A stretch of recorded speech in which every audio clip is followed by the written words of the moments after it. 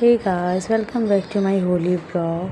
तो ये है मेरा होली का तैयारी। मेरी बेटी आई है वो स्कूल से पूरा होली खेल कर, और उसको स्कूल को छुट्टी पड़ी है और शाम को मैं लग गई होली की तैयारी करने। तो सबसे पहले मैंने छाना निमकी, मैं मेरी सास ने मिलकर छाना निमकी। उसके बाद निमकी छानने के बाद मैं गुजिया में लग गई, और मेरी देवरानी जो थी वो खाना वाना कर ली। तो मैंने गुजिया 2:30 बज गया मेरा गुजिया का करते करते, क्योंकि बाद दिन लगने वाला था गरहन, तो गरहन में नहीं बन सकता था, शाम को लगने वाला था।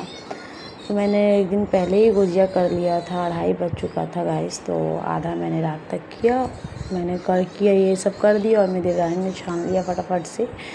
तो आधा मैंने किया, उसके बाद आधा सुबह में मेरा कंप्लीट हो गया पूरा गुजिया। अब ये देखिए छोटा छोटा मेरे गोपाल के लिए, मेरे भगवान जी के लिए गुजिया मैंने बनाया है चढ़ाने के लिए।